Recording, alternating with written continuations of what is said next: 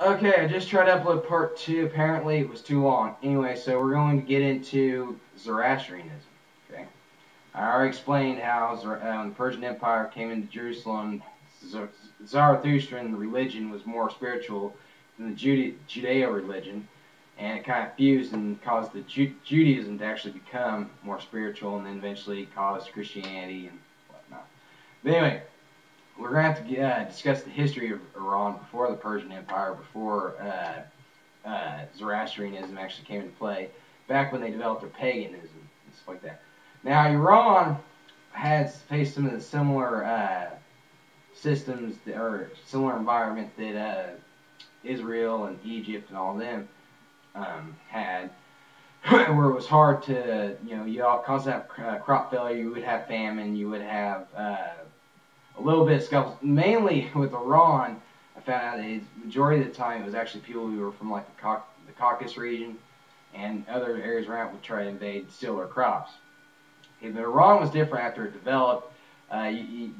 Its pagan religion eventually developed into Zoroastrianism. It will actually reflect what their society was about. The Iranian people, now they weren't always, like they weren't always in a collective political body. They did kind of branch out, and then of course, the Persian Empire came. But the Iranian people developed a system that actually bettered their society, and it was the fact that you had to contribute, whether you're a wielder, a farmer, or you couldn't just be a priest. I don't even think you could have been just a teacher. Okay, you had to contribute to the survival of the community. Now, this is reflected in the Zarathustran faith with the concept of good deeds, good words, and good thoughts. Not necessarily in that order. If you go online, you'll probably see it in different orders, but there's one order that's like the actual absolute order. I got the book in there. I could go in there, but I'm lazy. Anyway, now if you have good thoughts, that's good mental health right there. It keeps you in a positive perspective. If you have good words to say to other people, that keeps them in a positive perspective. Eventually they'll say good words to you, that keeps you in a positive perspective. If you do good deeds, it helps better the community. So the Iranian people actually were able to develop a system that worked very well in that type of region. So therefore they weren't, they didn't have the necessary need to war as much.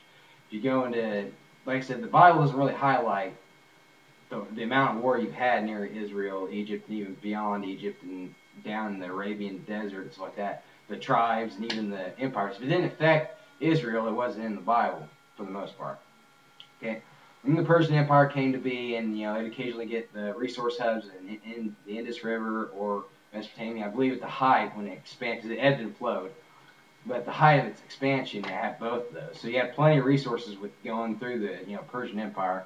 They'd also have trade with the Hindustans, what they'd call it, which was India or Bharat, but that was their word for it. Which apparently, I guess, Stan is a word, it's a Persian word meaning nation. So, or it's Arabic, I can't remember, because they also have Bantustans in South Africa, which is kind of the British way of stealing the word.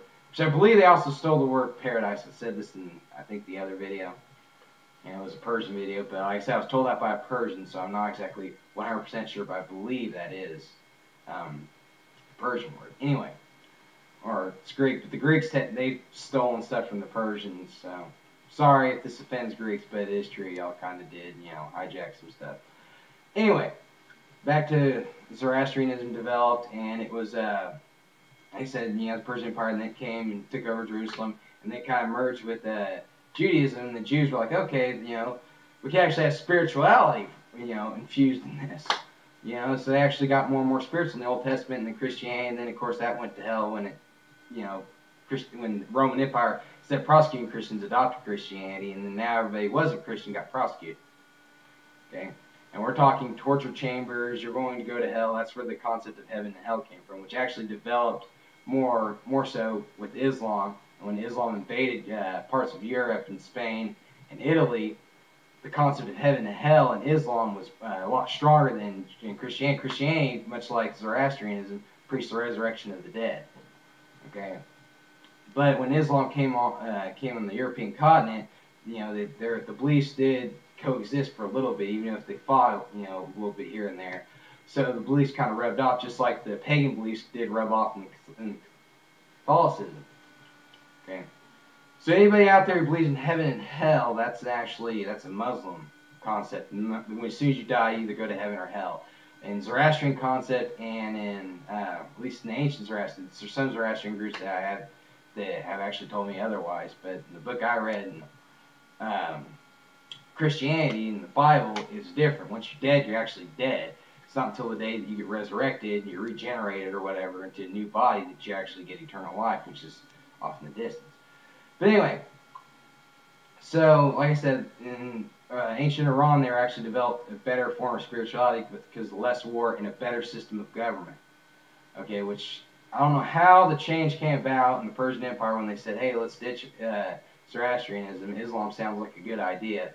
I don't know how that came about, but there's always been, despite what any Muslim from Iran has told you, there's always been conflicts with Islam in Iran. Matter of fact, before 1979, they almost did away with it. But you have, the people who are hardcore believers in it and the people who aren't, and they kind of struggle. Of course, the people who aren't tend to have, I don't know, lower birth rates, I guess. Who knows? But anyway, so yeah, I don't know how that came about. I mean, I have nothing against Muslims. I just don't see Islam as all that appealing. It's a very negative religion, much like Christianity, much like Judaism. Very negative, very ethnocentric.